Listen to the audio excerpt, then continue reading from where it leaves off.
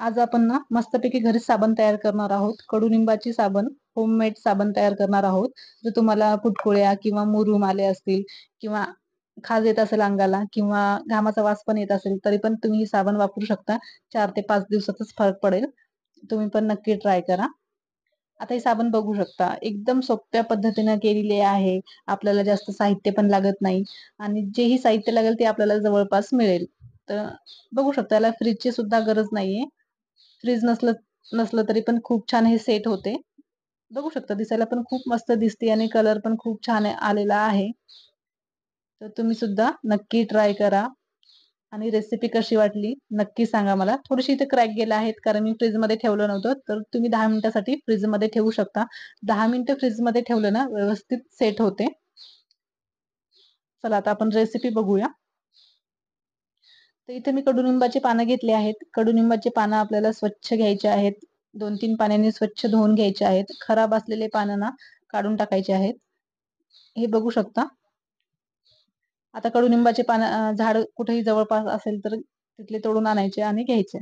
तर इथे याच्यामध्ये मी मिक्सरच्या भांड्यामध्ये ही पानं टाकले आहेत आणि याच्यामध्ये 2 ते 3 चम्मच पाणी टाकलं आहे. तर आता हे मिक्सरमधून छान बारीक करून झालेलं आहे बघू शकता. तर आता आपण हे साईडला ठेवूया. तर मी इथं आता आपलं पेअर साबण घेतला आहे.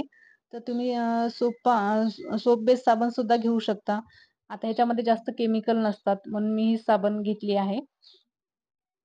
तर दुसरी कोणतीही साबण घेऊ नका. एकतर सोप बेस घ्या किंवा पेअर साबण घ्या. तर ह्याच साबणापासून आपल्याला कडुनिंबाची साबण तयार करायची आहे. तर आपल्याला इथं खिसणी लागत आहे किंवा मी आता इथं खिसूनच घेतले आहे साबण तुम्ही बघू शकता.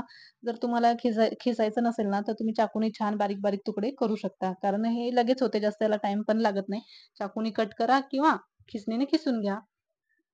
आता हे आपल्याला खिसणीने खिसून घ्यायचं आहे.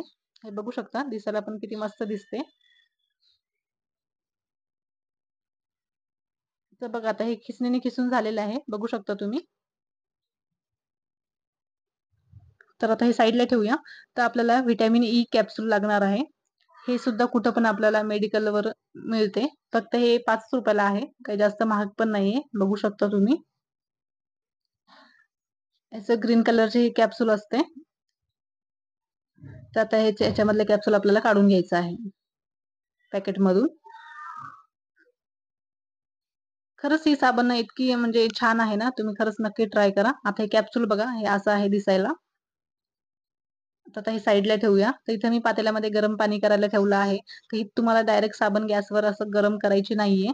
तर एक पातेलं घ्यायचं, पातेल्यामध्ये थोडंसं पाणी टाकायचं आहे आणि ते पाणी उकळी आलं ना, मगच हे आपल्याला खिसलेली साबण आहे ना, ती साबण आपल्याला या पाण्यावर ठेवायची आहे आणि पातळ करून घ्यायची आहे. बघू शकता तुम्ही. आता हे लगेच पातळ होते. 2 ते 3 मिनिटं लागतात आपल्याला.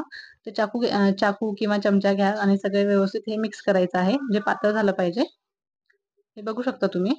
आता हे लगेच पातळ होत आहे. पातळ किंवा मेल्ट म्हणू शकता. आता हे व्यवस्थित पातळ झालेलं आहे. आता इथं मी कडुनिंबाच्या पानांचा रस घेतला आहे. गाळणीने गाळून घेतला आहे. तसंच नका टाकू. गाळणीने गाळून गाळून घ्यायचा आणि मगच टाकायचा आहे. आता याच्यामध्येच आपल्याला एक व्हिटॅमिन ई ची कॅप्सूल पण टाकायची आहे आणि हे सगळं व्यवस्थित मिक्स करून घ्यायचं आहे.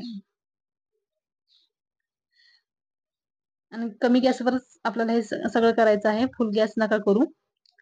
खूप कमी गॅस ठेवायचा आहे. म्हणजे लगेच हे पातळ होते. बघू शकता तुम्ही. हे सगळं व्यवस्थित मिक्स पण झालेलं आहे. आता गॅस बंद करायचा आहे आपल्याला. आता एक वाटी घ्यायची आहे.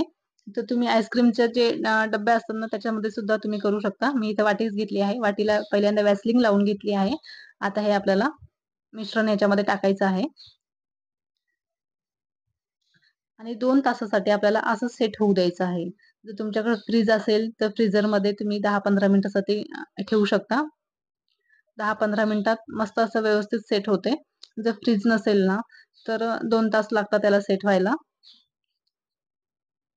आता आपण 2 तासांनी बघूया. बघू शकता हे व्यवस्थित सेट झालेलं आहे. बिना फ्रीजचंच. गरज नाही फ्रीजमध्ये ठेवायची. आता हे आपण चाकूने थोडंसं लूज करून घेऊया. आणि लगेच वाटीमधून सुद्धा लगेच निघते बघू शकता तुम्ही.